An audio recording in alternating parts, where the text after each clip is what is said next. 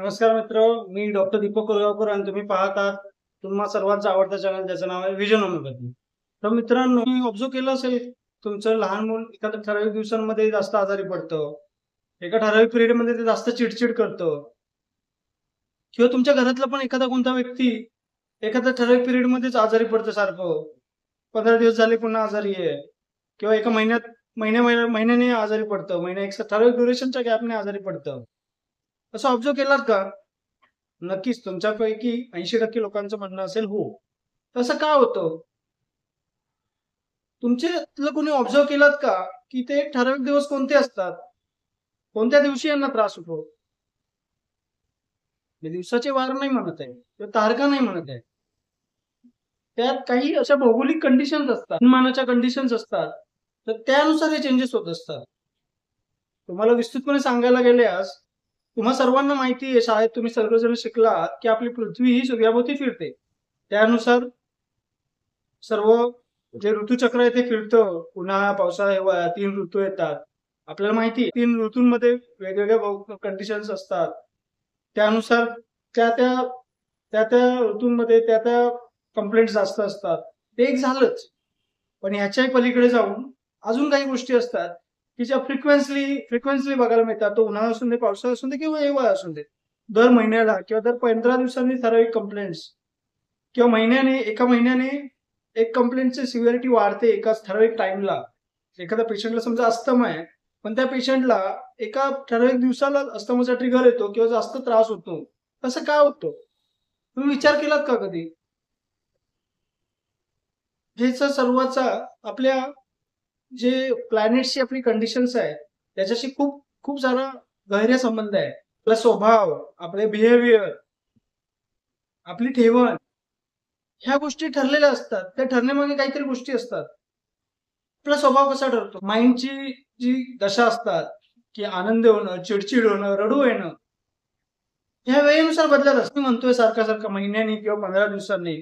काही लोकांना थोडंसं कुठे लक्षात आलं असेल. 15 दिवसांनी काय येतं? महिन्याने काय होतं? आपले स्वभाव, चंचलता, चिडचिड हे सर्व कुठेतरी चंद्राशी निगडीत आहेत. चंद्राच्या भ्रमणाशी निगडीत आहेत. समजून घ्या मी काय सांगतोय.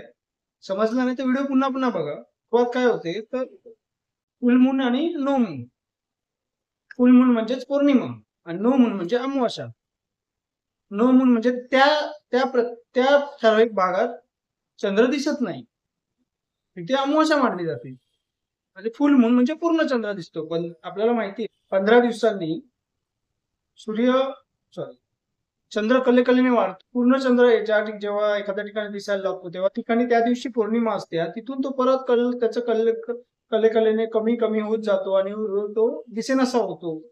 बरोबर 15 दिवसांनी. त्या दिवशी अमावास्या असते. म्हणजे दर 15 दिवसांनी अमावास्या पौर्णिमा ही सायकल चालू राहतं आणि दर 30 ते 31 दिवसांनी अमावास्या टू अमावास्या आणि पौर्णिमा टू पौर्णिमा ही सायकल चालू राहतं. अशा पौर्णिमा हे ज्या कंडिशन्स आहेत 15 दिवसांनी, दर 15 दिवसांनी, दर 30 दिवसांनी, तर ह्याच्याशी कुठेतरी आपलं बिहेवियर, आपल्या मेंटल स्टेट्स निगडीत असतात. कुठेतरी त्या कोरिलेट होतात. डिटेलमध्ये मी इथे समजावू शकत नाही या छोट्याशा व्हिडिओमध्ये.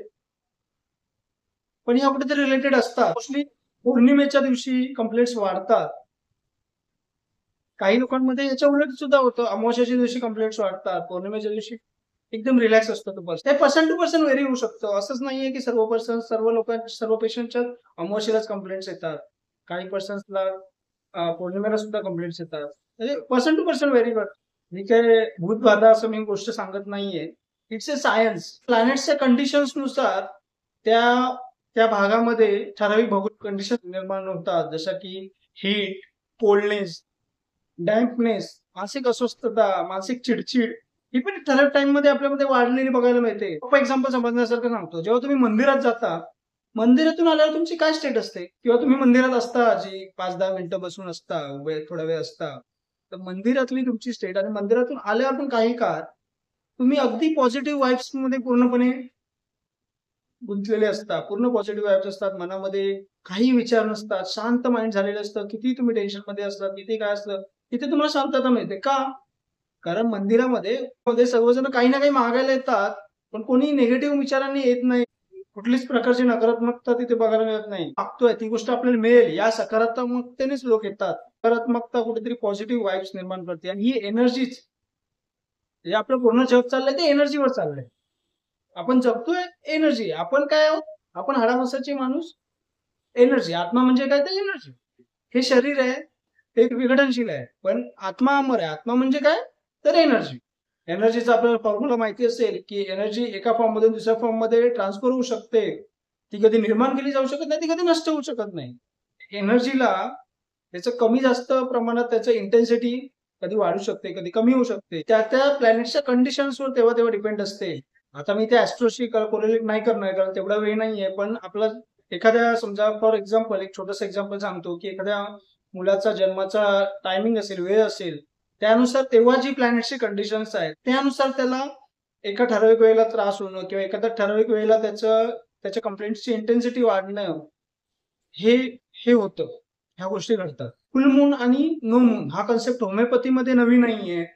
जे होमिओपॅथीचा स्टडी करतायत किंवा ज्यांना होमिओपॅथी माहिती आहे त्यांना माहिती आहे. तर पेशंटचे ऑब्झर्वेशन केले जातात.